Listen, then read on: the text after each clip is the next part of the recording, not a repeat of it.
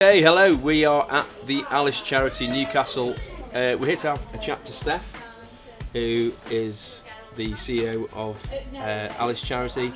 So Steph, yes. Tell us about... Good evening. Good evening. Tell us about the People's Pantry. So, we found ourselves just coming up for 2 years ago, in the January after Christmas, getting a significant increase in the amount of referrals and requests we were having to help with food. Because the cost of doing a week's shopping for a family is very expensive, and we're only a really small organisation. So it wasn't sustainable for us to keep meeting the demand by going out and buying the food.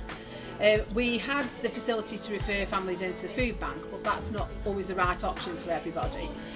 So we decided to set our own food bank up that complements the existing food bank, in that we're open every day, you don't have to be referred in, you can come as many times as you like. So People's Pantry launched in March 2017, and we're feeding about 100 families a month at the moment. Wow.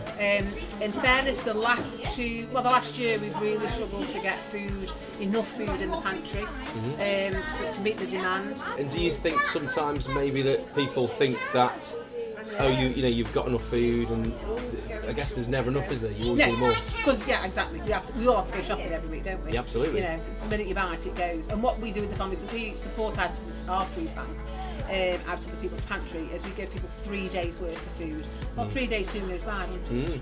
So they're soon back. Obviously what we're doing, we're really interested in the food side and what you're doing for the people who are struggling within the city. I think it's absolutely amazing, which obviously echoes what so many people think. Yeah. But what we want to try and do as well is try and give people access to fresher food. Absolutely. Healthy, fresher food. Yeah. Are you restricted on that?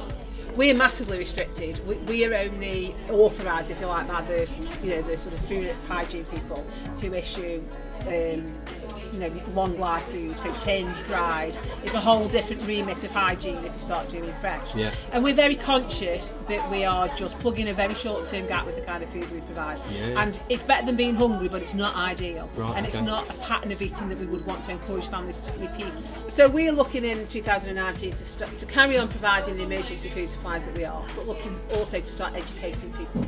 And one of the things that goes very well in our People's Pantry is pot noodle. A lot of the families we work with only have a kettle and a microwave, they don't have an oven and a cooker, so it's a whole different ball game.